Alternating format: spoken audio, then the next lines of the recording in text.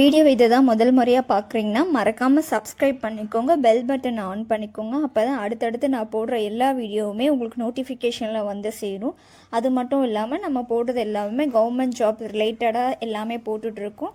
அதில் அப்ளை பண்ணணும், இல்லை ஏதாவது டாக்குமெண்ட் பார்க்கணும், டவுன்லோட் பண்ணணும், ஹால் டிக்கெட் பற்றி சொல்லணும், ரிசல்ட் பற்றி பேசணும் அப்படின்னு ஏதாவது இருந்தால் மறக்காமல் கமெண்ட் பண்ணுங்கள். நான் அதை பார்த்துட்டு யாருக்கா ஏதாவது டவுட்டு இருந்துச்சு, கிளாரிஃபை வேணும்னா நான் உங்களுக்கு கிளாரிஃபை பண்ணுறேன். சரி, இப்போ வாங்க வீடியோக்குள்ளே போகலாம். இப்போ நம்ம என்ன பார்க்க போகிறோம்னா, எல்லாருமே என்கிட்ட கேட்டது சென்னை ரேஷன் கடைக்கான அப்டேட் சொல்லுங்கள் அப்படின்னு சொல்லி எனக்கு கமெண்ட் வந்துச்சு. ஸோ அதுக்கு தான் நம்ம ஒரு அப்டேட் போடலாமே அப்படின்றதுக்காக நான் போடுறேன். சென்னை ரேஷன் கடையில் பேக்கர்ஸ்க்கும் சேல்ஸ்மேனுக்கும் வந்து விட்டுருந்தாங்க. டோட்டலாக 348 வேக்கண்ட் விட்டுருந்தாங்க. அதாவது சென்னை டிஸ்ட்ரிக்டில் டோட்டலாக 348 வேக்கண்ட் இருக்குது சேல்ஸ்மேனுக்கும் பேக்கர்ஸ்க்கும் அப்படின்னு சொல்லி வந்துருந்துச்சு. நம்ம என்றைக்கு அப்ளை பண்ணியிருந்தோம் நீங்கள் பார்த்தீங்கன்னா, நம்ம செப்டம்பர் மாதிரி அப்ளை பண்ணியிருந்தோம். செப்டம்பர் அக்டோபரில் நமக்கு வந்து எல்லா ரேஷன் கடையிலும், எல்லா டிஸ்ட்ரிக்ட் வைஸ் இருக்க ரேஷன் கடையில் எல்லாமே வந்து டிசம்பர்லேயே இன்டர்வியூ, அதாவது ஷார்ட் லிஸ்ட் இன்டர்வியூ நடந்து முடிஞ்சிருச்சு. பேக்கர்ஸ்க்கு ஆகட்டும் இல்லை சேல்ஸ்மேன் ஆகட்டும், ரெண்டுத்துக்குமே முடிஞ்சு போச்சு. முடியாத ஒரே டிஸ்ட்ரிக்ட் என்னன்னு பார்த்தீங்கன்னா சென்னை மட்டும்தான். அதுவும் சென்னையில் பேக்கர்ஸ்க்கான இன்டர்வியூ ஷார்ட் லிஸ்ட் முடிஞ்சிருச்சு. ஆனால் சேல்ஸ்மேனுக்கான இன்டர்வியூ மட்டும் விடவே இல்லை, ஹால் டிக்கெட்டும் விடலை.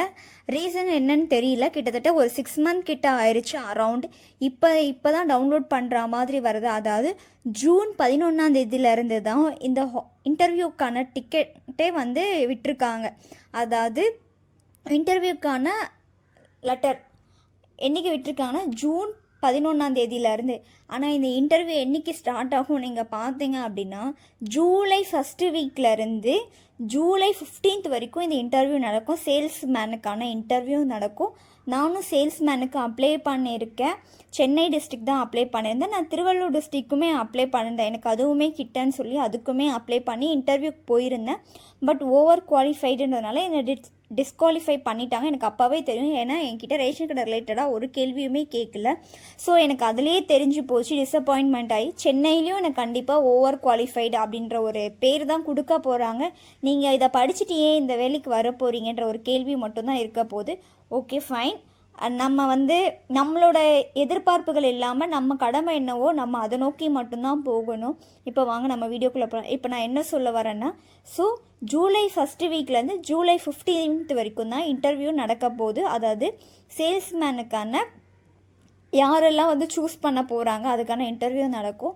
ஸோ அது நடந்து எனக்கு தெரிஞ்சு மேக்ஸிமம் 1 மந்த்துக்கு முன்னாடி, அதாவது ஆகஸ்ட் 15க்குள்ளவே ரிசல்ட் அனௌன்ஸ்மெண்ட் பண்ணிடுவாங்க. ரீசன் என்னன்னா, ஆல்மோஸ்ட் இப்போ ஒரு 20 டிஸ்ட்ரிக்ட் கிட்ட வந்து இன்டர்வியூஸ் முடிஞ்சு ரிசல்ட்டுமே அனௌன்ஸ்மெண்ட் பண்ணிட்டாங்க.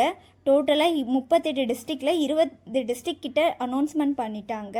ஸோ பேலன்ஸ் இருக்க இன்னும் ஒரு 10-15 டிஸ்ட்ரிக்ட் தான் இருக்குது. அப்படின்றதுனால அதுவுமே சீக்கிரமாக அனௌன்ஸ்மெண்ட் பண்ணிவிட்டு ஒரு நாளைக்கு ஒரு டிஸ்ட்ரிக்டாவது ரிசல்ட் வந்துட்டே தான் இருக்குது.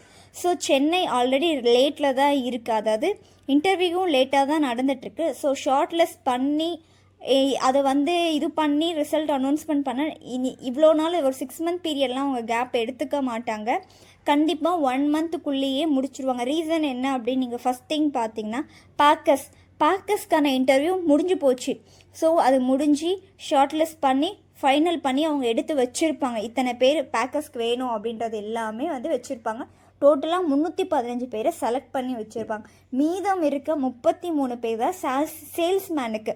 ஸோ அந்த 33 பேரை அவங்க இன்டர்வியூ பண்ணி ஷார்ட் லிஸ்ட் பண்ணி எடுக்கிறது அவ்வளோ டிஃபிகல்ட்டாலாம் இருக்காது, ஈஸியாக தான் இருக்கும்.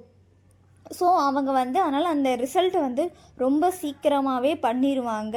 நானுமே சென்னை டிஸ்ட்ரிக்டில் தான் நான் அப்ளை பண்ணியிருக்கேன். ஆல்மோஸ்ட் நான் கேள்விப்பட்ட வரைக்கும் என்ன கேள்விப்பட்டேன் நீங்கள் பார்த்தீங்க அப்படின்னா, இந்த இன்டர்வியூலாம் சும்மா ஒரு கண் துடைப்புக்காக ஆல்மோஸ்ட் எல்லாருமே காசை வாங்கிட்டு செலக்ட் பண்ணிட்டாங்க. அதனால தான் இதை மட்டும் சென்னையை மட்டும் ரொம்ப டிலேவாக்கியிருக்காங்க. ஏன்னா சென்னை வந்து ரொம்ப மெயின் சிட்டி. சென்னையில் வந்து ஒரு வேலை, அதுவும் கவர்மெண்ட் ஜாப் கிடைக்கிது சென்னைக்குள்ளே கிடைக்குதுன்னா அது ரொம்ப கஷ்டமான ஒரு விஷயம். எல்லாருக்குமே தெரியும் சென்னை வந்து ஒரு பாப்புலரான ஒரு சிட்டி அப்படின்றதுனால. ஸோ இதை மட்டும் ஏன் 6 மந்த் to 7 மந்த் ஹோல்ட் பண்ணி வச்சுட்டு இப்போ தான் இன்டர்வியூக்கான லெட்டரே ஏன் விடணும்? ஸோ இது ஒரு சும்மா ஒரு பேசிக் எல்லா ஸ்டேட்லேயும் எல்லா டிஸ்ட்ரிக்ட்லேயுமே விட்டுட்டாங்க, இன்டர்வியூ நடந்துச்சு அப்படின்ற மாதிரி சென்னை டிஸ்ட்ரிக்ட் இன்டர்வியூ நடக்கலை அப்படின்ற ஒரு கேள்வி வரக்கூடாது.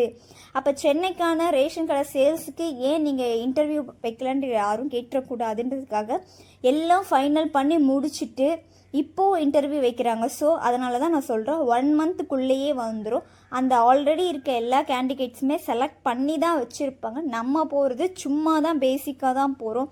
நம்ம கண்டிப்பாக செலக்ட் ஆக மாட்டோம். ஏன்னா அந்த 33 பேர் எந்த சென்னை டிஸ்ட்ரிக்டான எந்த வார்டுக்கு ரேஷன் கடைக்கு ஆள் வேணுமோ அதை ஆல்ரெடி அவங்க செலக்ட் பண்ணி வச்சுட்டாங்க. நாங்கள் விசாரித்த வரைக்குமே அப்படி தான் இருந்துச்சு. பிகாஸ் நாங்களுமே எங்களுக்கு தெரிஞ்சவங்க கிட்ட தான் நாங்கள் கேட்குறப்போ, நாங்கள் இதை பற்றி விசாரணை பண்ணுறப்போ, இதை பற்றி அடுத்த நாலேஜ் நாங்கள் கேட்குறப்போ சொன்ன ஒரே விஷயம், இல்லை எல்லாரையுமே ஆல்ரெடி செலக்ட் பண்ணியாச்சு, இது சும்மா காமனாக எல்லா டிஸ்ட்ரிக்கும் வச்சா மாதிரி தான் வைக்கணும் அப்படின்றதுக்காக தான் வைக்கிறாங்க அப்படின்றது தான் எல்லாருமே சொன்னாங்க.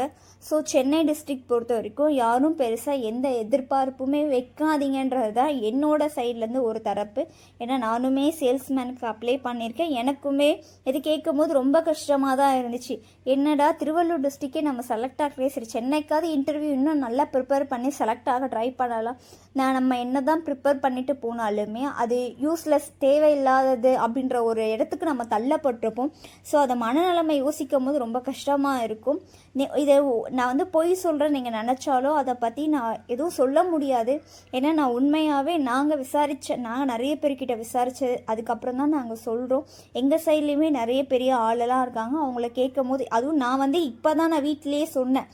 எனக்கு இன்டர்வியூக்கான லெட்டர் வரும்போது தான் நான் சொன்னேன், இந்த மாதிரி ரேஷன் கடைக்கு நானும் போட்டிருக்கேன், அதுவும் சென்னை டிஸ்ட்ரிக்ட் போட்டிருக்கேன். திருவள்ளூருக்கு இன்டர்வியூ போனதெல்லாம் அவங்களுக்கு தெரியும்.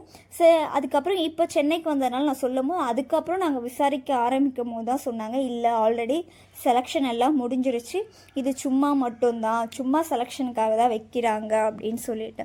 என்ன கேட்டிங்கன்னா மேக்ஸிமம் யாராவது வேலைக்கு போகிறவங்களாம் இருக்கீங்கன்னா லீவு போட்டுட்டு இன்டர்வியூ வந்து அட்டன் பண்ண வேண்டாம். அதுவும் கிராஜுவேட்டாக இருக்கீங்க அப்படின்னா தயவு செஞ்சு பண்ணாதீங்க.